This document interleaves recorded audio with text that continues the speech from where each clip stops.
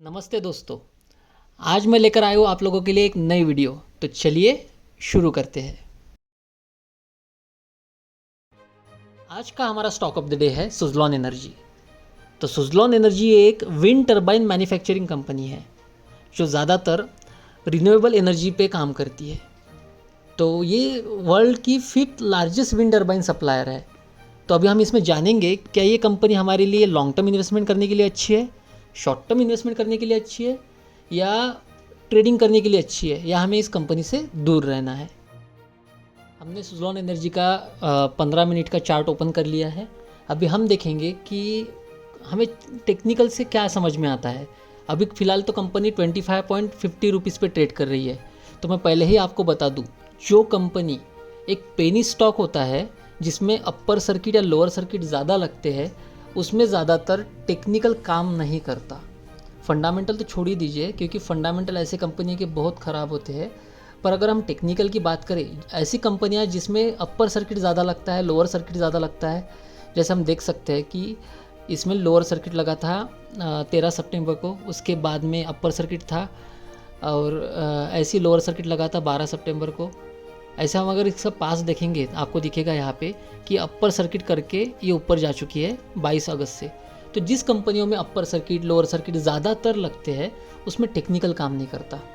तो हम थोड़ा ब्रॉडर व्यू देखेंगे, और मैं एक बात बता देता हूँ आपको कि ये company Suzlon energy long term investment के लिए नहीं है।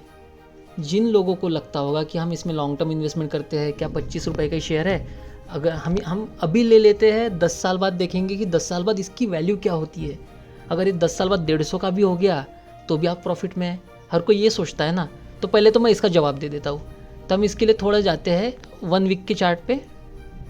ठीक है, अब 1 वीक के चार्ट पे आने के बाद हम देखेंगे, एक मिनट, देखिए यह है 1 वीक का चार्ट, आपको दिख रहा है। इस चार्ट में आपको दिख रहा होगा कि राउंडेड बॉटम बनाया है मार्केट ने। ये जो राउंडेड बॉटम होता है ना, ये अच्छा खासा रिवर्सल का पैटर्न होता है कि जो मार्केट को ऊपर के ओर भेजता है।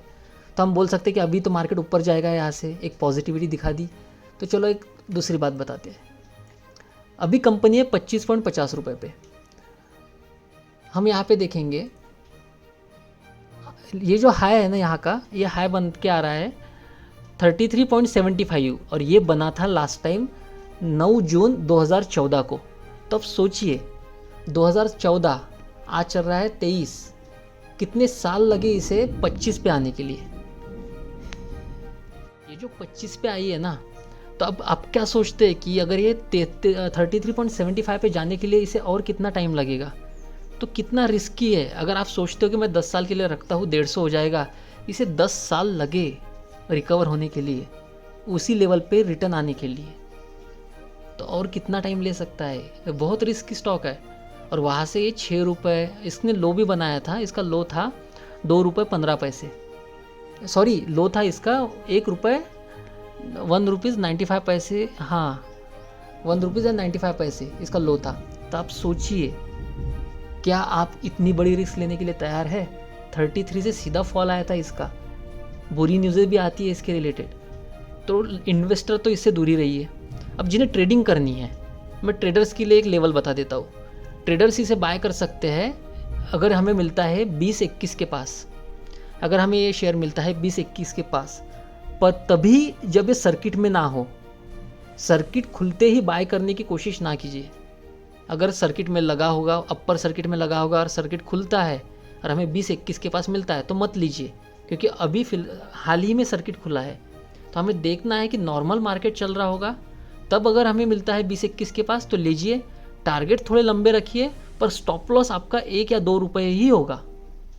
1 रुपये 2 रुपये से ज़्यादा स्टॉप लॉस नहीं लगाना है, क्योंकि अगर ये आपने बाय कर लिया और ये लोअर सर्किट में लग गया तो आप बेच भी नहीं पाएंगे।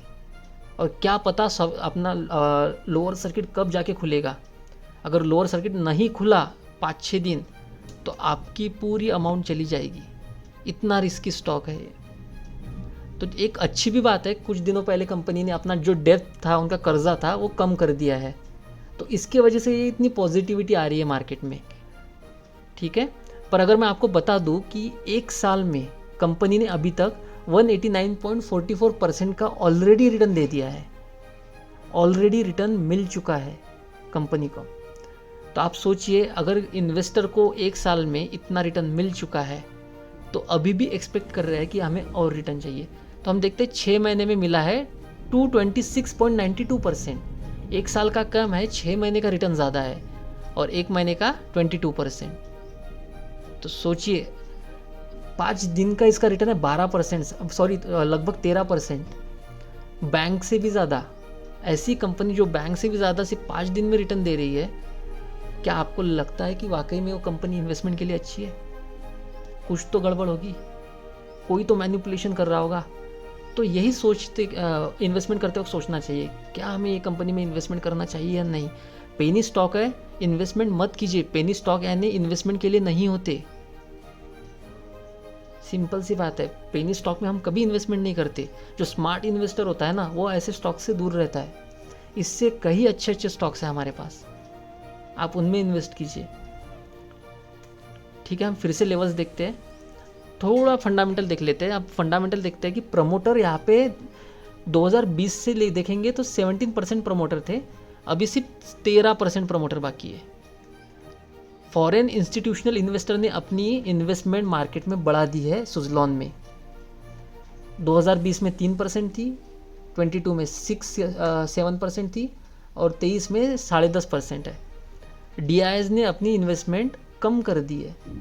2020 में 17% थी, बीच में इन्होंने सितंबर 22 में 8% कम कर दी थी, तब से कम ही थी, जून में भी कम ही थी, और अगस्त 2023 में इन्होंने बढ़ा दी है, लगभग 11% के पास है। और सबसे ज़्यादा इन्वेस्टमेंट है इसमें पब्लिक की। पब्लिक यानी रिटेल इन्वेस्टर, जो रिटेल इन्वेस्टर होते हैं ना, उनकी सबसे ज़्यादा इन्वेस्टमेंट इसमें है। तो ऐसा नहीं कि ये शेयर से दूर रहिए, लीजिए, पर स्टॉप लॉस 1 या 2 रुपए से ज़्यादा नहीं। अगर नीचे आया तो फिर से बाय कीजिए, पर टारगेट थोड़े अच्छे रखिए, स्टॉप लॉस कम रखिए। रिस्की ट्रेड है, लॉन्ग टर्म वाले इससे दूर रहिए। इन्वेस्टमेंट नहीं करनी है, शॉर्ट टर्म इन्वेस्टमेंट भी नहीं करनी है। ट्रेडिंग कर सकते हैं पर अपनी रिस्क पे, स्टॉप लॉस 1 या 2 रुपए से कम नहीं। या आप ऐसा समझ लीजिए, आपका जितना रिस्क एपिटाइट है आप उतनी रिस्क लीजिए, जितनी रिस्क आप ले सकते हैं।